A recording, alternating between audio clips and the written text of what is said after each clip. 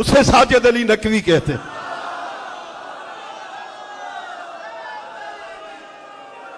میں اپنے محبوب قائد، نمائندہ ولی فقی، حجت الاسلام والمسلمین حضرت آیت اللہ سید ساجد علی نقوی کی خدمت میں گزارش کروں گا، اپنے خطاب سے ہمیں مستفیض فرمائیں، اپنے بازوؤں کو بلند کیجئے پوری ہمت کے ساتھ، لبیک یا حسین، لبیک یا حسین۔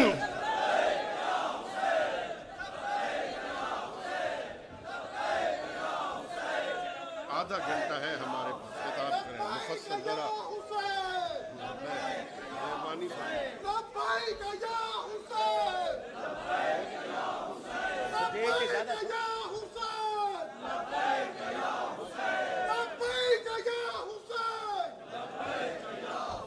اجازت دیجیے، اجازت دیجیے۔ بسم اللہ الرحمن الرحیم،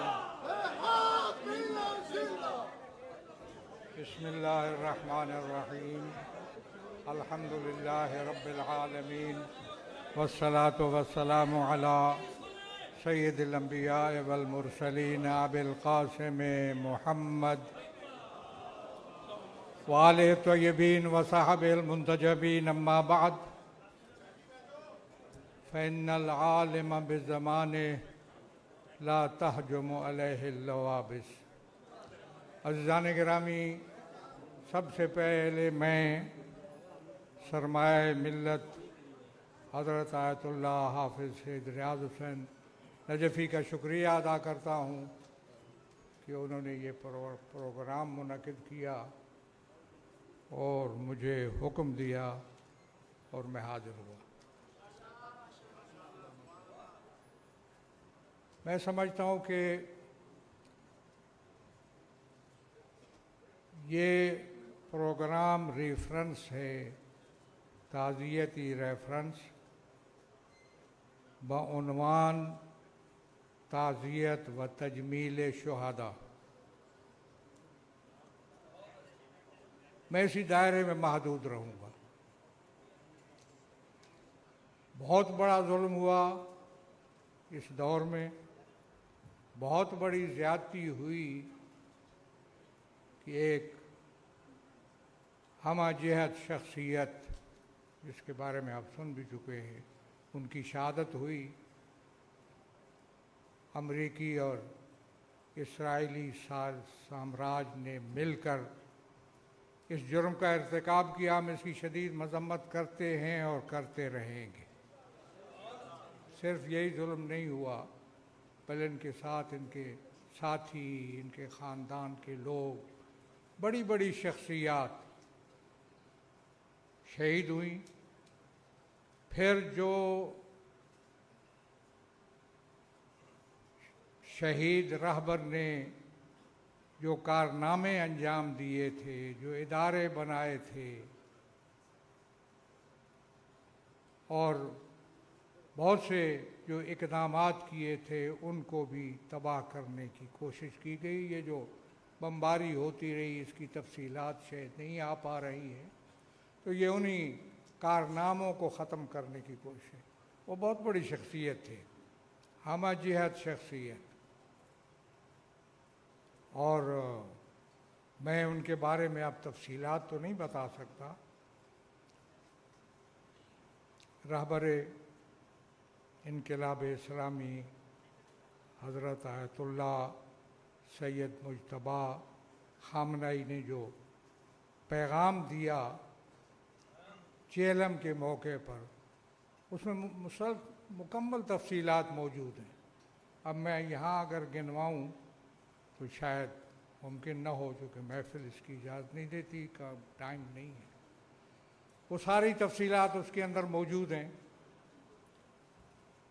میں ایک اور زاویے سے آپ کی خدمت میں عرض کروں گا کہ اصل مسئلہ، اصل دشمنی، اصل خاتمہ جو مقصود تھا وہ انقلاب اسلامی کا خاتمہ تھا، جس نے للکارا سامراج کو، جس نے للکارا دنیا پر رائج نظام کو، غلامی کے نظام کو، جبر کے نظام کو، بے انصافی کے نظام کو اور طبقاتی تفریق کے نظام کو، جو نظام اس دنیا کے اندر موجود ہے، اس کو اگر کسی نے للکارا اس پورے عرصے میں، تو انقلاب اسلامی نے للکارا۔ یہ دشمنی تھی، سمجھنے کی کوشش کیجئے، روح انقلاب کو سمجھیے۔ انہوں نے خامنائی کو قتل کرنے کے ذریعہ روح انقلاب کو قتل کرنے کی کوشش کی ہے۔ اس کو بچانا ہماری ذمہ داری ہے۔ ہم جہاں پاکستان میں ہیں، اس کو بچائیے، سوچئے اس کے لیے کیا کرنا ہے۔ آزادی، استقلال، قدس کی آزادی اور فلسطینیوں کے حقوق، یہ آپ نے پہلے کبھی نہیں سنے ہوں گے۔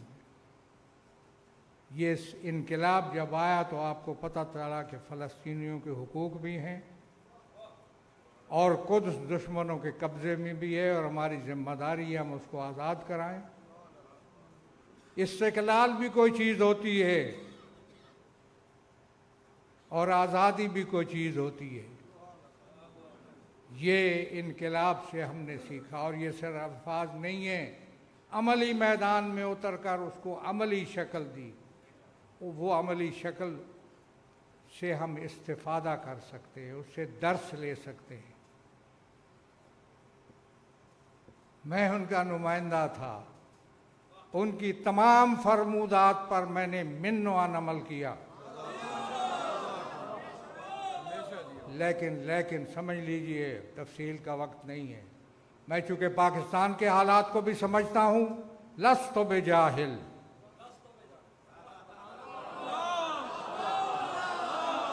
میں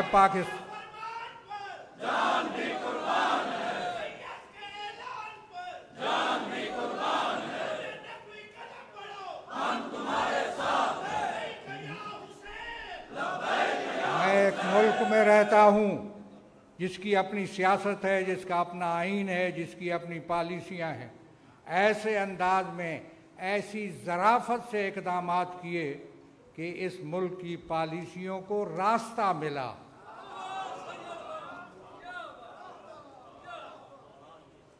اور وہ راستہ ملا، اور مجھے کہنے دیجئے کہ آج جو پاکستان مورد اعتماد بنا ہوا ہے ایران کا اور انقلاب کا، تو اس میں کچھ تھوڑی بہت کوشش ہماری بھی ہے۔ ایسی فضا پیدا کی اس ملک کے اندر۔ میں کبھی شیعہ سنی کے لفظ بھی بولنے سے گریز کرتا ہوں، اس لیے کہ میں اس سے ماورا سوچتا ہوں۔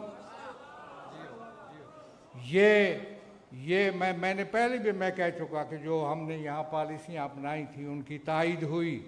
یہ جو اس ملک کے اندر وحدت و اتحاد کی محفلیں ہم نے سجائیں، ابھی چند مہینے پہلے جو ہم نے اجلاس بلایا جس میں 28 مذہبی جماعتیں، 30 مذہبی جماعتیں، جس میں مولانا فضل الرحمان بھی ہمارے کہنے پہ اور طریقہ اختیار کرنے پہ تشریف لائے، اور ایک تنظیم کی شکل میں یہ کوششیں ہوئیں، اور اس پہ مزید رنگ چڑھایا رہبر کے اس فتوے نے جس میں کہا گیا کہ مقدسات کی توہین سے اجتناب کیجیے، وحدت و اتحاد کو فروغ دیں۔ میں سمجھتا ہوں کہ ان کے انقلاب کی جو حقائق ہیں، بہت کوشش کی گئی انقلاب کو غبار آلود کرنے کی، بہت سے غبار اس پر اپنوں نے بھی کیے، دوسرے لوگوں نے جو ان میں سے جو انتہا پسند ہیں، انتہا پسندوں نے کیے، اور ہم پہ جو یہاں یہ سلسلہ ایک شروع کرایا گیا فرقہ واریت کا اور گروہوں کا اور لشکروں کا، یہ اسی انقلاب کے حمایت کے نتیجے میں تھا۔ اصل یہ کوشش انقلاب کے خلاف تھی، نشانہ ہمیں بنایا جا رہا تھا اور ہم نے اس کو ناکام بنایا۔ آج ڈھونڈ چراغ رخ زیبا، ڈھونڈو کہاں ہیں وہ لوگ جو تشیع کے خلاف مہم چلانے والے تھے۔